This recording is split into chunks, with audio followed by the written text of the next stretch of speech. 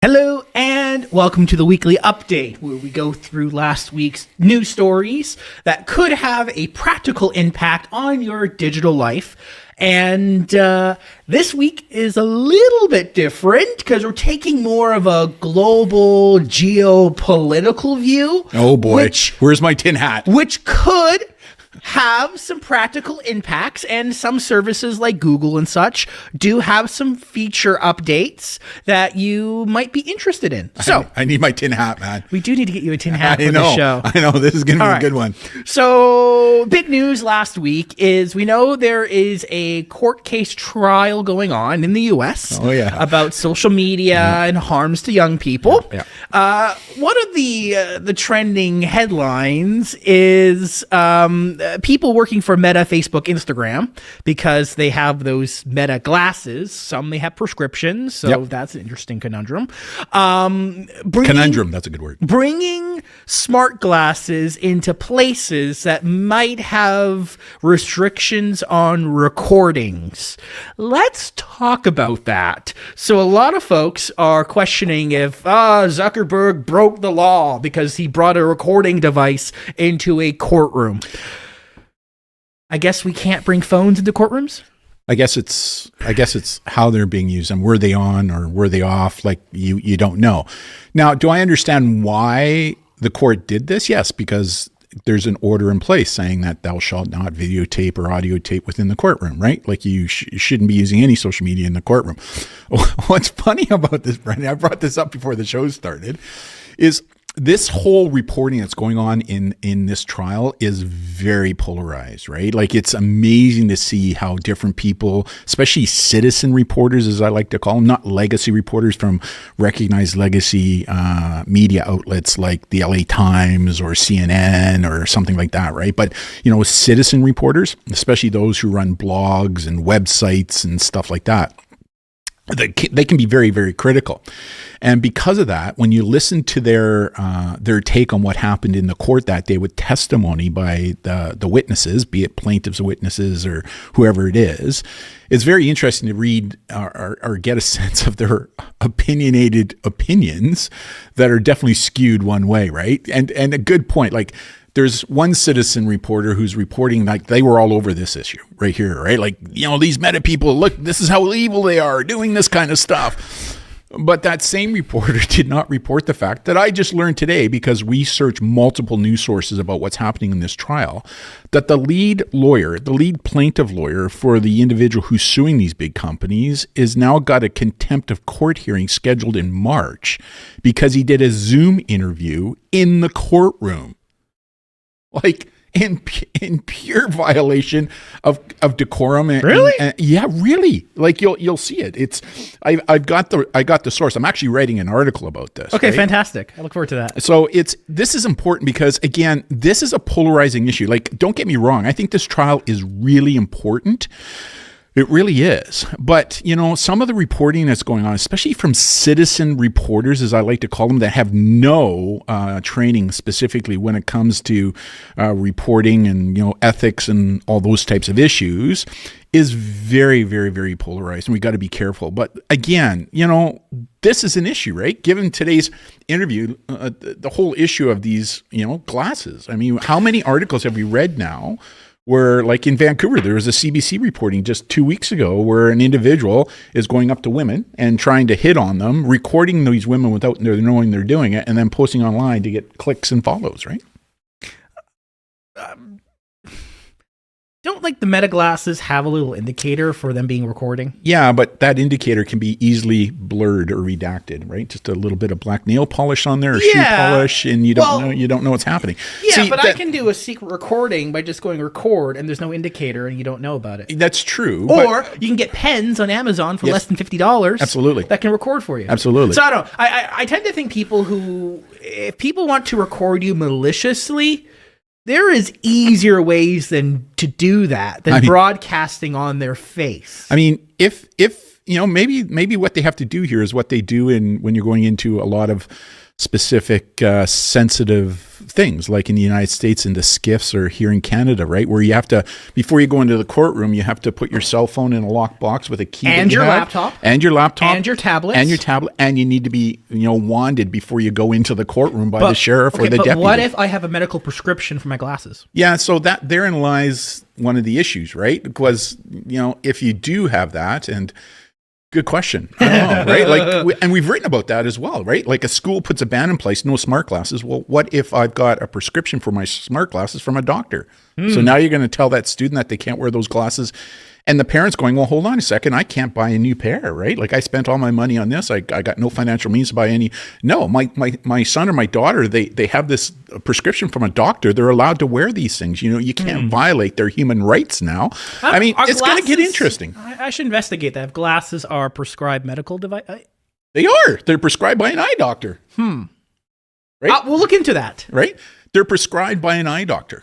Right? If not sunglasses. I'm talking prescription. Like the Meta glasses, you can actually put prescription lenses in those now, right? Yes. So I don't know. It's like people who, I don't know. I don't want to be that guy, but there are some people who clearly put service animal tags on their dogs. Oh yeah. But obviously there are some people that some animals are not properly certified to be that, but yet you put the tag on them and somehow or the handicap sticker in your window to park in a handicap. All right, like there's people you could print those off. You certainly can. I'm sure you've dealt with that in your experience as law enforcement. Yes, we did. So I don't. Okay. So, anyways.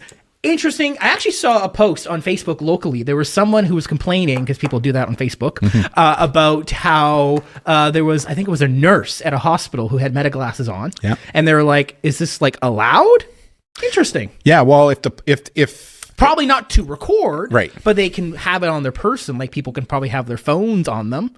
I mean, I don't know. But if they're wearing them, right? Like, now the question is, are they recording? Well, a little light usually comes on, but what if they obscure the light? But you can do that on your phone. Yeah, and there's no light. When you're doing that, though, if you're recording video with your phone, you have to do this. No, basically. You put it in your pocket so it's just sticking out. Look, like right there. Yeah, I know. Right? I see that. Yeah, I see that.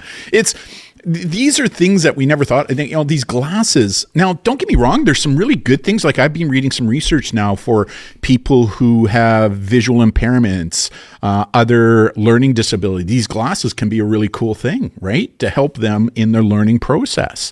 I actually think that, if you're following and Apple is now doing this as well, it's interesting to see where they're going with this, where I think glasses and wearables, I've said this before, is going to make the cell phone, the traditional smartphone, go by the way of the dodo bird. So. They just have to figure out miniaturizing the battery source But anyways, interesting story. But just so you know, I just want to put it out there that yes, they cannot record in the courtroom or other private places, but you can have recording devices on your person. You just can't press go. Yeah, for sure. But I don't know, a lot of people were like freaking out over the Meta glasses. Yeah, well, same people should be freaking out about lawyers using Zoom in courtrooms when they're told not to do that in a trial, right? So. Some updates. Google Docs is launching a new feature where you can do AI audio summaries, similar to what they do with Notebook LM.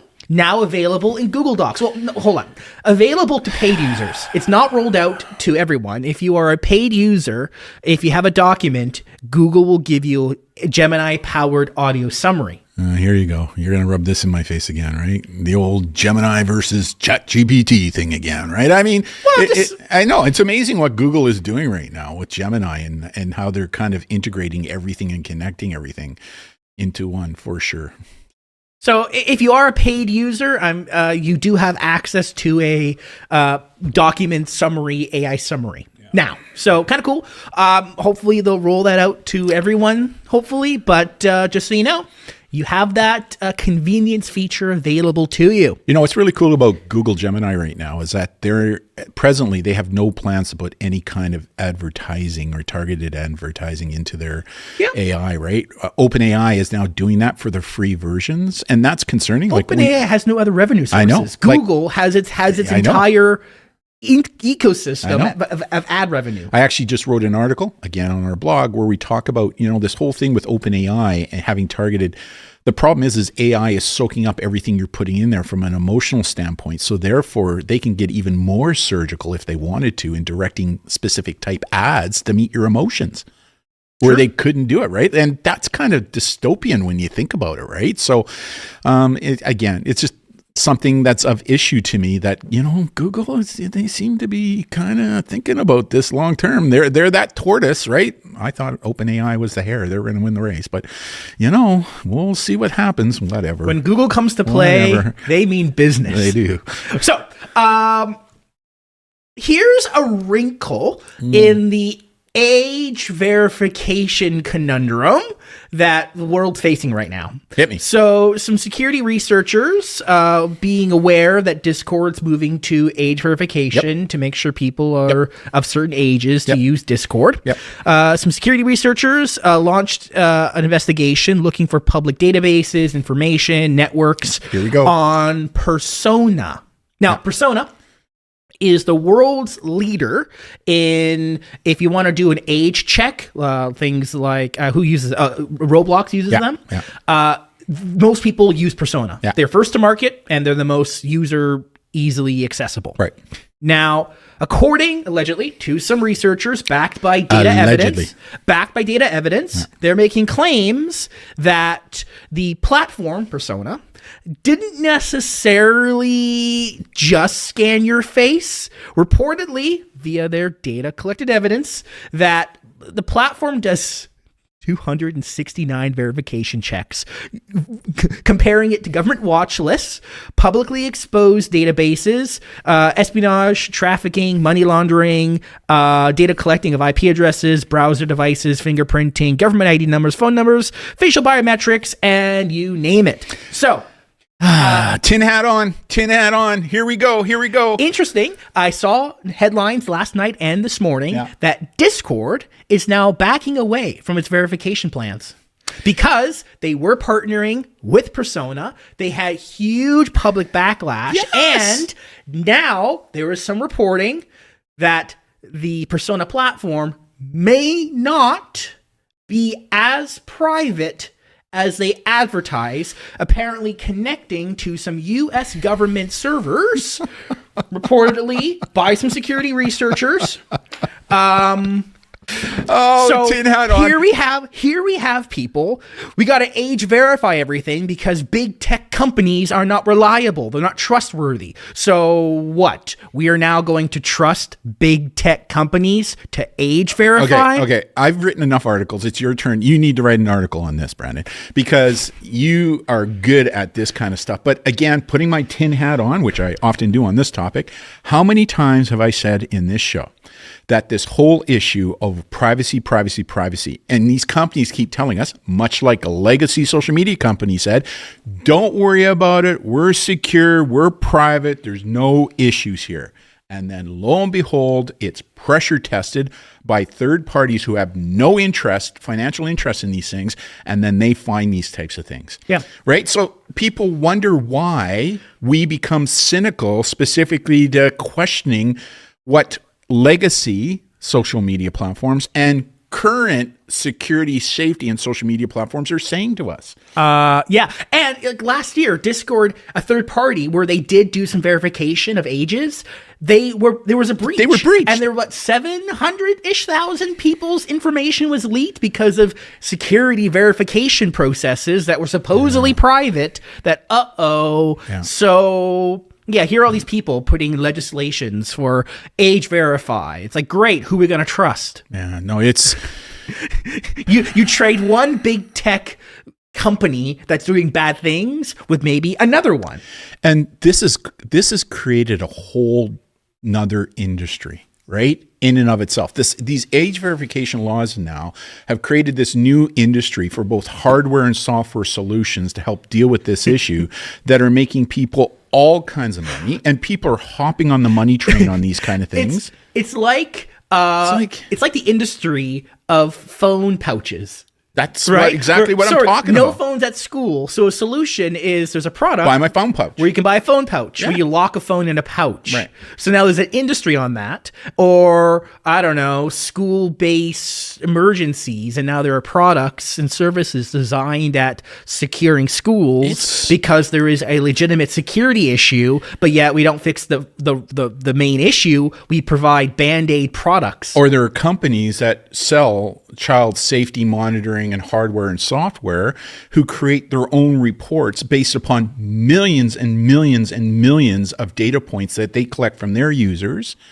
And then they create these reports that they push out there saying, look at what's happening, without, allowing third parties to have a look at that data to kind of say, hey, yeah, what they're saying is correct. Like these companies are very critical of some PhDs who do, third party independent reviews, but they are funded by big tech because it's kind of like big pharma, right? Like it's expensive to do this. And so they're criticized often by some on one side of the equation who say, you know what, we shouldn't trust what they're saying because they're being funded by big tech. I'm okay with funding sources, assuming the methodology that's my point. Is open, public, and actually makes sense. But if these companies that are selling these safety products, be it hardware or software to families or to schools or to industry, if they're critical of how the other side is not allowing people to get in to have a look at their data to say, yes, what they're saying is in fact true, it passed peer review, well, then these independent private companies that are selling these products should be able to do the same thing, because what's good for the goose should be good for the gander. It's like everyone should be held at the same standards. Go figure, right? Go figure. So and it's really interesting, and it's sad to say this, but I'm going to say it. There are some in our industry who teach digital literacy and internet safety who are hopping on that bandwagon, right? Where all of a sudden they're now accepting gifts, money, whatever it is from these companies to push their product. I mean, one of the things I'm not entirely against that, but you're the one who says we need to stay away from that, right? Yes, it's easier. Yes, because conflict of interest. We have turned away potential lucrative opportunities. We certainly have, but we didn't necessarily want to be labeled as shills. Exactly right. So it helps to remove the conflict of interest. But I'm okay if someone, like in the creator world, it's not uncommon for people to be sent things. Like if we are sent a product to review, which happens, right? That's different.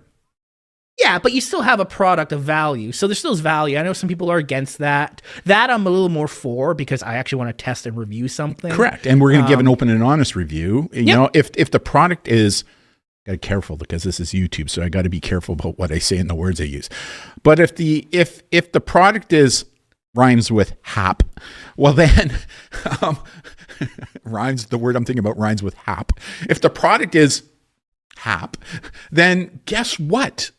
We report that. And what's interesting is we've had a number I know. I just clued in. We've had a number of companies connect with us going, hey, White Hatters, we've seen some of your product reviews. We would love for you to do it. And I'm right up front with them. Absolutely more than happy to take your product and test it, but just understand you have no say in our review, and we're going to report exactly what we find, both the good and bad. Mm-hmm. And it is amazing how many of those companies who connected with us in the first place because they wanted the seal of approval from the White Hatter, when they hear that we're going to do that and be very critical about the positives and negatives, they don't do it. In my opinion, that is a clue. Yeah. Right? That's a clue. Anyways. So I would say in the global debate of age verifying social networks and games, currently we have a big ticket towards the people who are against it, a little more in their favor. So just so you know, that's the current... Are you going to write an article on that, or do you want me to? Go ahead. I have so many other things I got to accomplish. Make sure you send me a link to that one. Everything's in the Google Doc. Okay. Perfect. So everything will be available for you to review. Next one. Speaking of geopolitical and the state of the internet... This is from our world. From our British Columbia, BC, that's where we are. Yeah. BC, Canada, Clearview AI. Yeah. You might remember them. Yeah. They were one of the first AI data mining company where what they did is in the early days of AI, they had their programs scrape and download essentially every publicly available photo of people's faces, finding names. So they sold their product to law enforcement, private agencies to go, hey, you want 3-letter words like CIA, FBI. Yeah, exactly. RCMP. That's 4. That's 4 letters. 2, yeah. Okay. RCMP. Yeah. Okay. CSIS, 4 letters. It's funny. Canada has 4-letter acronyms of our law enforcement and spy agencies, whereas the United States, it's like 3 letters: TSA, FBI, CIA, NSA. Interesting. Eh? Yeah. Okay. I know. And across the ocean, there's MI. Yeah. Okay. Yeah. So, anyways, we're a little more verbose, I guess, here in Canada. Anyways, I'll track. So, interesting. So we here in British Columbia and other provinces, there are privacy laws. Yes. Certain data information companies cannot collect or use. Right. So privacy commissioners went, hey, Clearview AI, you are scraping British Columbians' faces. That's against the local privacy law. Brought them to court. Okay, it got to appeals court. And the appeals court said, yeah, we agree basically that the Clearview AI software, because they sold their product to Canadians, RCMP, actually, reportedly, the RCMP had how many active accounts? I have it here in my notes somewhere. 48 accounts nationally. So that was enough evidence to go, hey, your product is relevant enough to British Columbia, so we can go after you and sue you.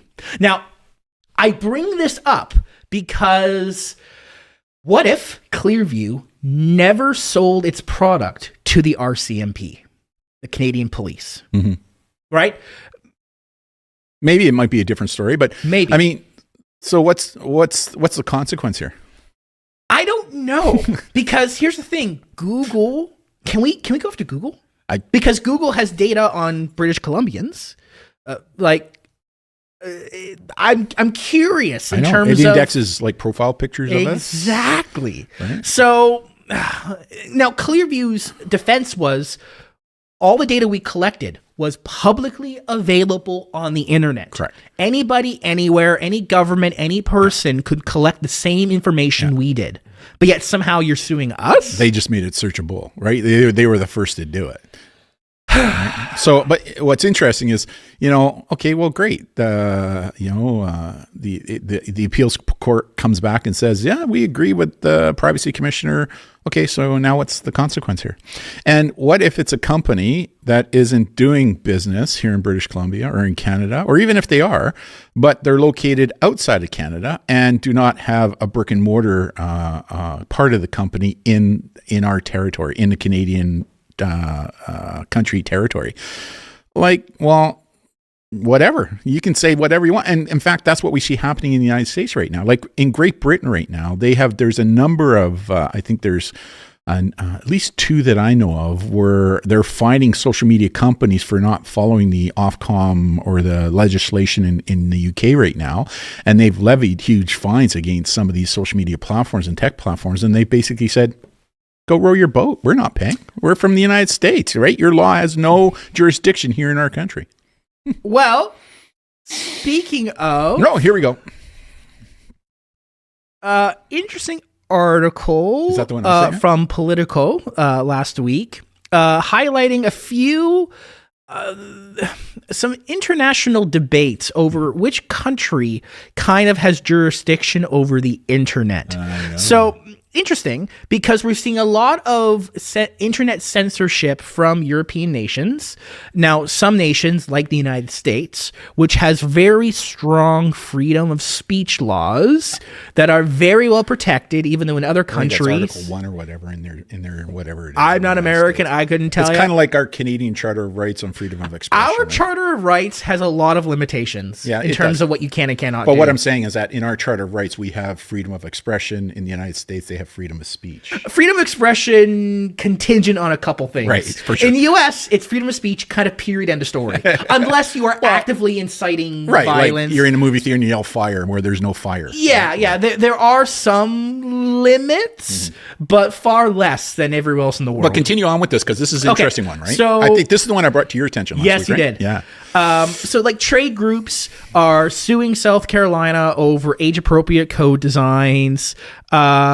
Basically, many U.S. states are essentially needing to pass age verification laws. They're passing different laws, and people agree with that. People and don't now we agree need with to that. think about the story you just talked about. Yeah. Right. So there's an interesting proposition. It's called the Granite Act, and it's being proposed in Wyoming. And basically what it allows citizens to do... Well, it's being proposed around the entire U.S., right? There's two different Granite Acts. There's one that's state and there's one that's federal. The one here, I have the state one, where basically if a company... that provides a service to Americans, if they are limiting your freedom of speech because of a law in a different country... U.S. citizens can sue European nations because of them infringing on their freedom of speech. But you know what I would do as another nation? Go row your boat, U.S. Yeah, your laws don't apply here. Go ahead and sue us, right?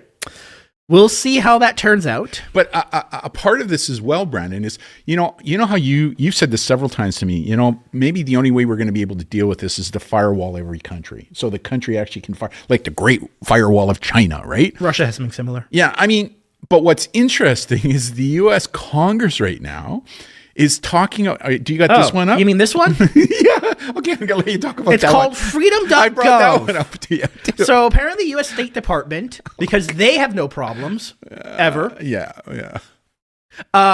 Is proposing a web portal that will be accessible on the public internet that cannot be controlled by other nations, effectively allowing freedom of speech to live if a nation is proposing limitations. So in plain English, even if Canada puts up a firewall to prevent these companies from accessing, the U.S. is designing something right now that will still allow Canadians to access it. I don't know if, that's basically officials in plain are English, right? discussing adding a VPN style function in order to get past firewalls. Because yes, nations like China and Russia can ban website addresses, servers, IP addresses, right? That can happen. So yes, if I'm Europe, I could put a firewall on my nation, prevents internet services from going to freedom.gov.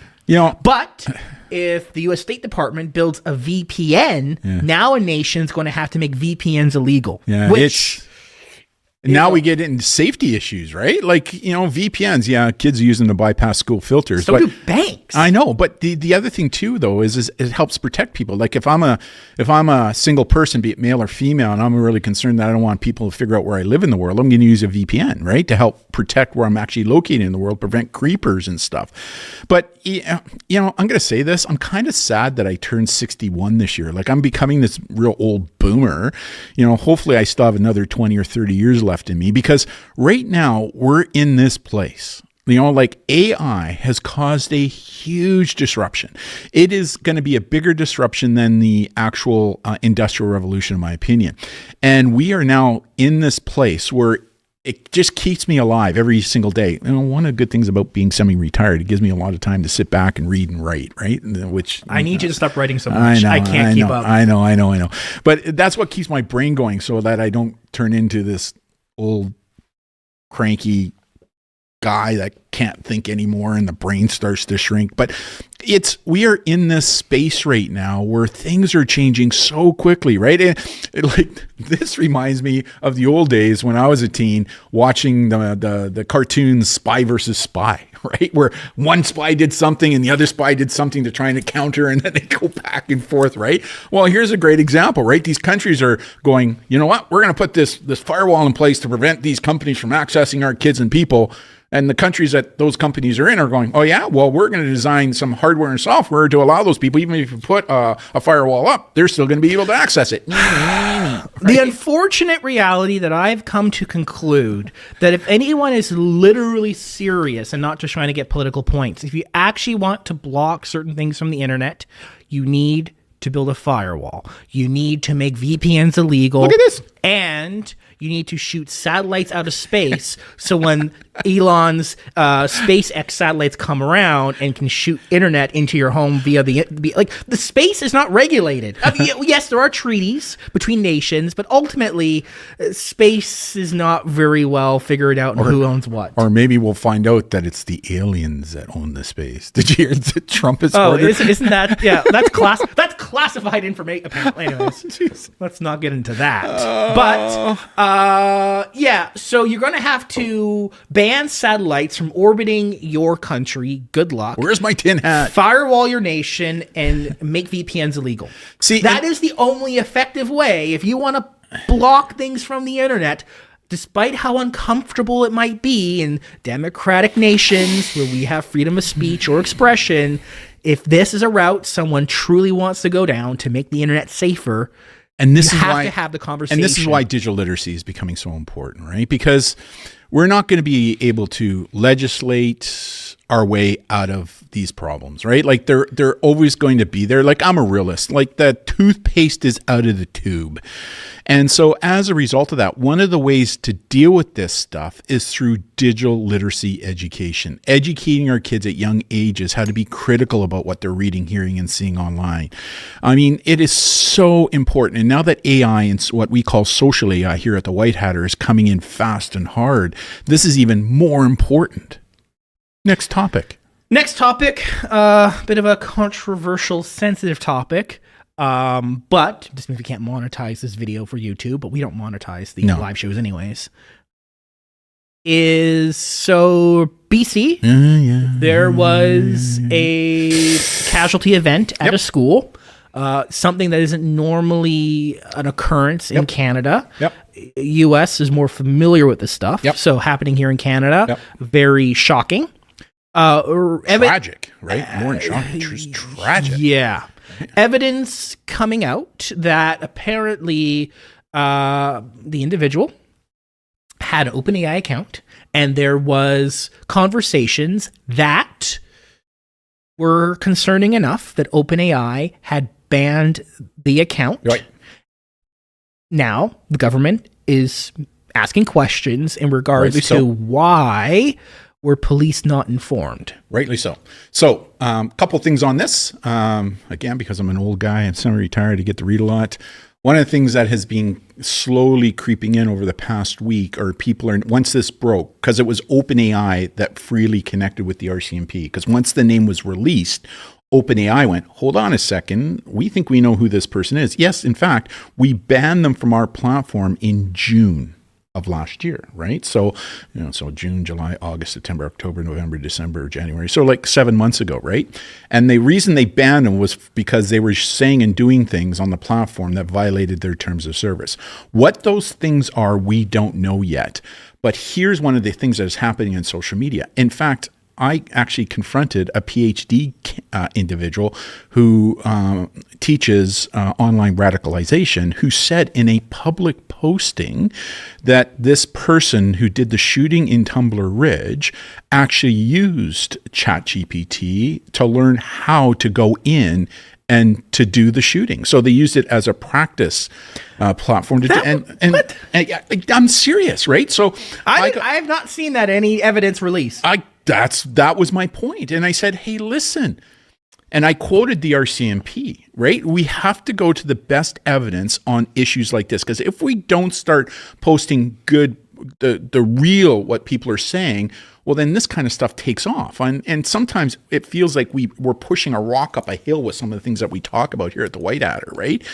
But the issue for me was, hey, listen, you're saying something that just isn't true at this point in time. Could that have happened? Maybe. but we don't know yet. So to say that, especially as somebody who's a PhD who teaches about radicalization, where people turn to as you're the subject matter expert, is saying this, they believe it. And the fact remains, we don't know what was said. Now, I do agree that we need to dig deeper into this, right? We need to know what was actually said. And if what was said was concerning enough, why didn't they notify the police that maybe somebody in their jurisdiction needed help? OpenAI did claim that the concerning content did not meet their threshold of reporting. Well, so number one, we don't know what the conversations were. We don't know what the chat outcomes were. Exactly. And we don't know what the operational thresholds of OpenAI are. Exactly. So that should be under review. And I have no doubt that the RCMP have served a production order on OpenAI to get all that information. That information may become public or during a coroner's inquest is a good example. And I understand that the premier of our province, which is like a state governor, has called for... Far less powerful. It's called for a possible coroner's inquest. And there likely will be a coroner's inquest, there's no doubt. So maybe that evidence might come out. But at this point in time, I have no doubt that the RCMP are gathering that evidence. And if and when they make that public, then we will know. But we have to be careful. Again, I think people in tragic incidents like this, we're too quick to go, it's online shooter games that cause that to happen. It's OpenAI that caused that to happen. Rather than looking at the facts of the case to help us make a decision, because in most cases, it's multifactorial once all the evidence gets out there. But the problem, and one of the things that police do is they try to put out as much information as they can without jeopardizing the case.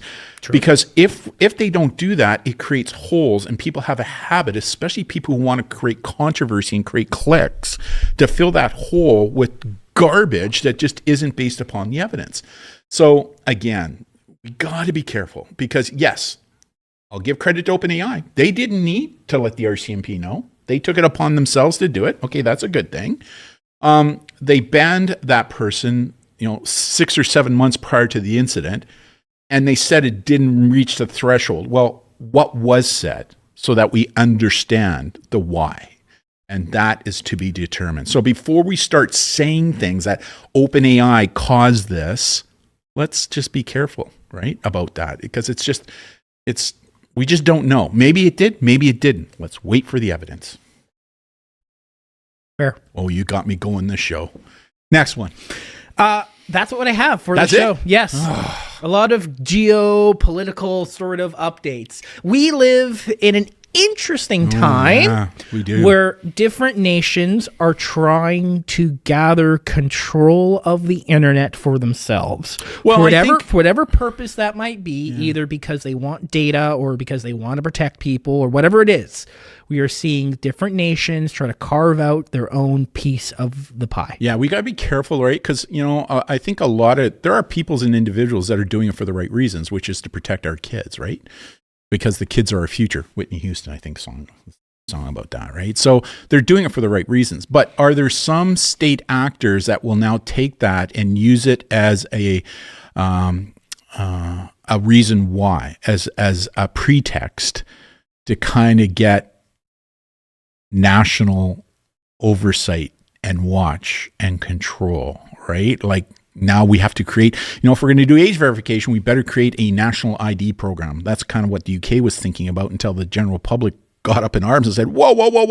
We don't want that to happen. We don't want government to know everything about us. And so again, it's finding that balance. And that's where the real challenge lies in, because, and again, people kind of blow off, with respect to, that company that you mentioned where all the data was lost earlier at the first start of the presentation. Discord, right? Discord had a data breach of a third-party age verification service. But the what was the name of the company? Persona. Yeah, and the third party that was doing the age verification. We got to be careful, because they're promising us that the information we're sharing to confirm we are who we say we are and the age we are. They've told us it's secure, it's private, it's not accessible, it's not being used by anybody else. when clearly there is third-party evidence now coming out showing that it is. And so, again, privacy is a big deal. And I'm finding, Brandon, maybe you can emphasize this or maybe confirm this. Those of us who are older, I think privacy means more to us than your generation, which is the millennials, Generation Z, and now Generation Alpha. Why? Because I think Generation Z, Generation Millennials, and Generation Alpha, you guys have been brought up in a fully digital on-life world where privacy is always kind of skewed, right? Like it's not as big, so therefore it's not as big of an issue. My fear, however, is that the slippery slope is getting slippier. And so because of that fact, my fear is eventually when I pass on into the netherworld, privacy will get to the place where I don't want us to look like George Orwellian's book, 1984. Right? And that is a concern that I have. So, you can have privacy. You just need to accept less accessibility compared to the rest of the world, potentially less productivity, and to spend some money on it. Like, sure, you could have a Proton email, a Proton Google Drive document. You could have a Proton VPN. You could have the OpenAI thing. Okay. We know governments are getting data from AI platforms for different reasons.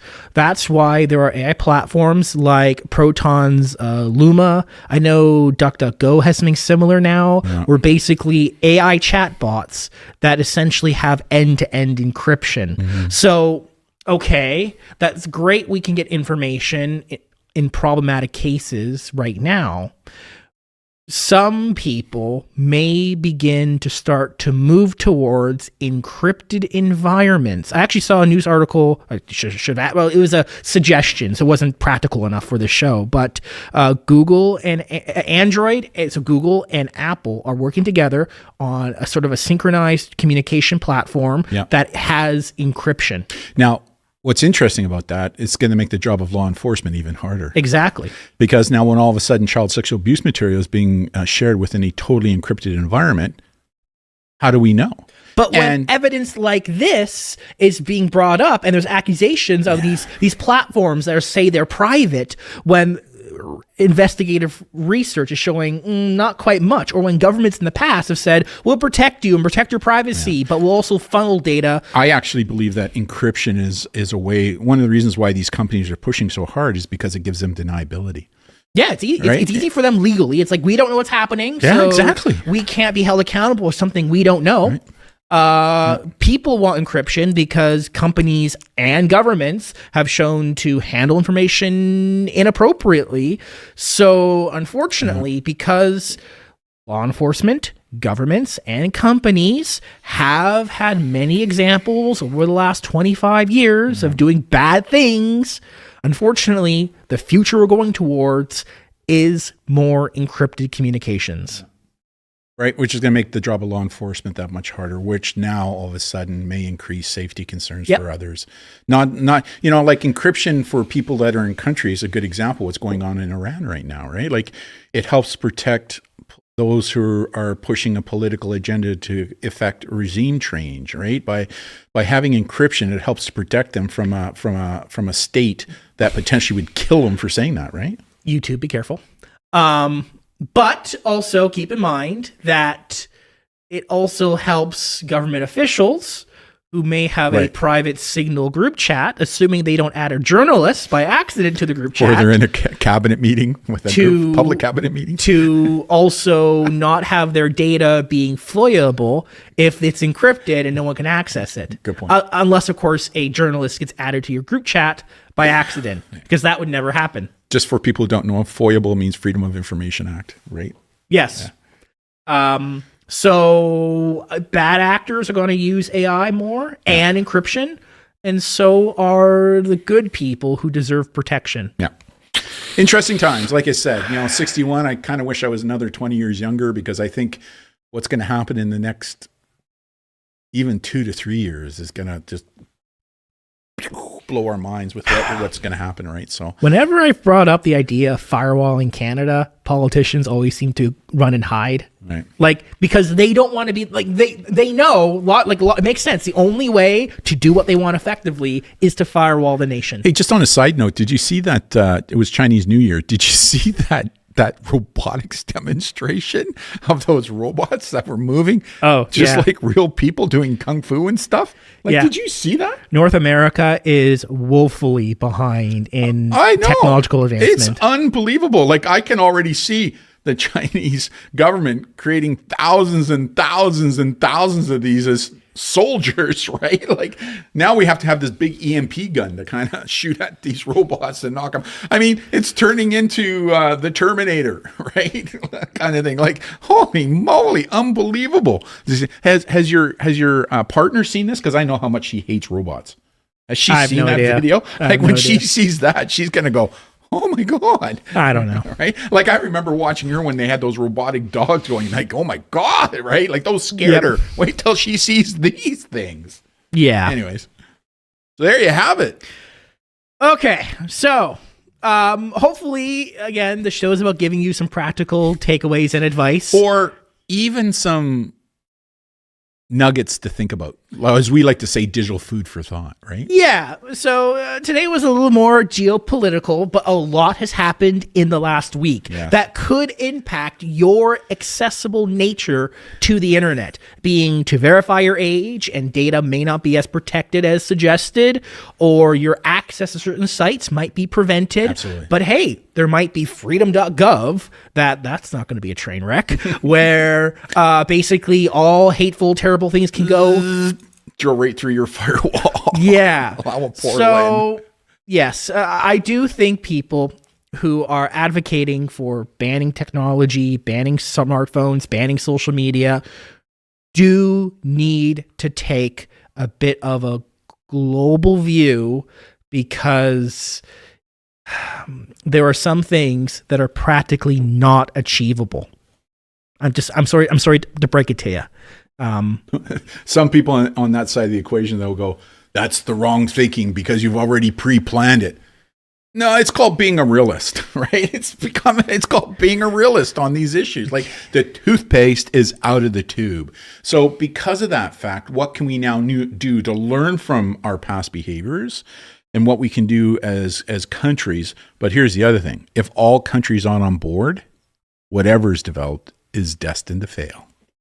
Can't get Russia to get out of, or China. Yeah, I know. Right? Yeah, like, we have geopolitical problems that our little issues in North America with AI and social media, I'm sorry, but there's bigger problems to deal with. And your law banning social media in Canada and the until US, political leaders who have financial interest in AI and tech and cryptocurrency are no longer running countries, and we're still going to have these issues, right? Because there's a strong impetus for them not to change the law because they are financially benefiting from this stuff, right? The only effective solution is with families actively in the home, managing technology in a safer, better way. That is ultimately where each individual person can make positive change. For sure. It's unfortunate. And that's what we say, right? Like, that's what we say. Unfortunate not enough families either have that initiative or even know where to start. Yeah, I think that's the bigger issue, is that we're all busy in today's world. Like, a lot of times, a lot of families, just to survive. I mean, gas is almost back up to $2 because of what's going on in the Middle East right now, right? Like, so families, both parents have to work outside the home in order to make ends meet. Goes to buy a home for a penny back in the good old days. I know, right? Like, there's so much going on in the world. So I do have empathy for today's parents, specifically to staying up on this kind of stuff, only because, they're already busy enough doing what it is they do outside the home. When they get home, and now they got to find the time to educate themselves as well. But I mean, that's one of the things that we try to do here we actually do here at the White Hatter, is we do that for you. We take the information that we're finding and we place it in such a way, and we write it in such a way that it's understandable and easily read and practical, right? So and balanced, right? That's what it's all about, balance. And reasonable. Yeah, for sure. So there you have it. All right. This will be a fun show to turn to short phone videos. Absolutely. Thank you all so much. And hopefully next week we'll go back to actual clear product updates and, tools that can make your life easier and to make it safer. Yeah, for sure. See you all then. See you. Bye. I don't know if you're able to, but